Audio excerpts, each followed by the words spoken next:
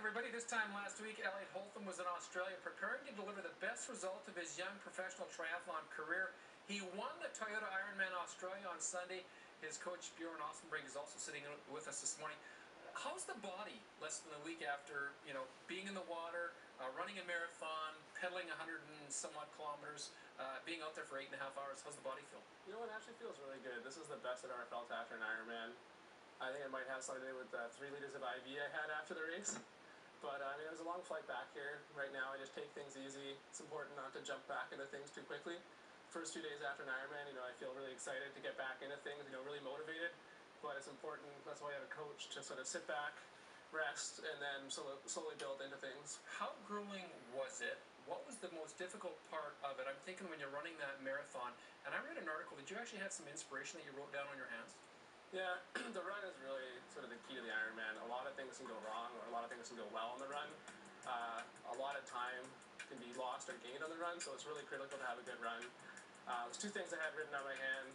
On the left is patience. The key to the Ironman for me is just to be consistent, to build towards the end. If you start cramping or if you start losing a lot of time there, things can unravel very quickly. Were you cramping?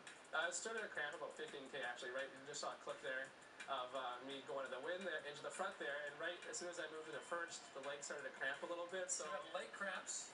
Yeah, the hamstring was cramping a little bit. What about stomach? Well, it's a bit of a compromise. So you can take more food and more salt, and then your stomach starts to cramp a bit, or you can take less food and less salt, and then your legs start to cramp a bit. So it's just a bit of a trade-off between whether you want what punishment you want. Exactly. So whether you want the stomach to be a little upset, or if you want the body to be a little upset. Bjorn, I know you were following the race online, and to see the move that he made coming out of the water on the bike, and then the marathon. What were you thinking watching it online and watching him progress?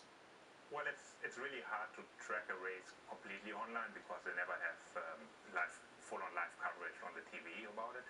So you're reading blogs, you're reading Twitter, you're reading all the social media, you're trying to figure out what point of the race is he in right now, what's his position. You're reading he's in 2nd place. But then 5 minutes later, you're reading he's in 1st place now, and then you're hoping, can he hold on? Is everything working out well for him now? And then when it started to work out well, he started to blow up on social media, and you started getting emails and phone calls. Can you tell us more about this guy, right? Yeah, correct. The Australian Triathlete magazine started to tweet me, sending me messages.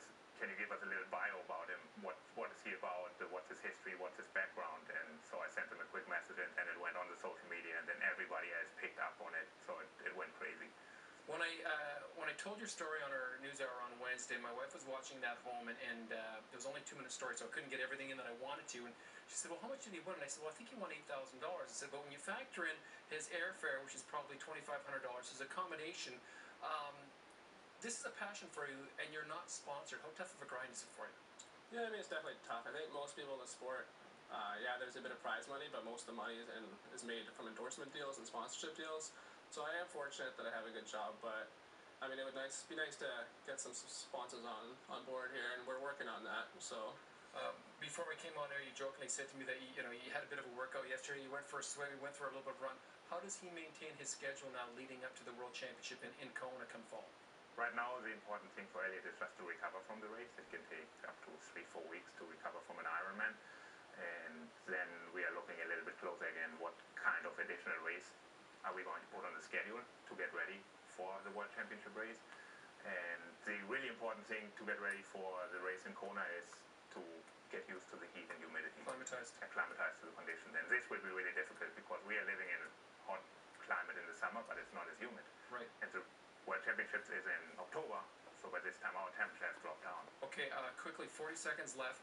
How do you temper his enthusiasm coming off of a win, because he's still very young in his career, and how much is it a little bit of a mind game for you to, like you say, patience? I think Elliot is he's a really grounded person anyway, so he's really realistic about what he accomplished, and so I don't have to really calm him down a lot. He's a really good guy. So people want to get in contact with you. How can they get in contact with you to help you out to make your way to become a world champion? Twitter, Facebook, email. Dream up, throw it out there. Elliot Holtham at hotmail.com. Just all lowercase, all one word. And if you want, drop me an email. We'll put you in touch with Elliot. We wish you the best of luck. It was a great story. Loved meeting you, and hopefully more victories for him, eh, Bjorn? Thank you. Yeah. Thanks for coming in, and congratulations. We're back with more news, weather, and sports, and no running or swimming for me. See you in a few minutes.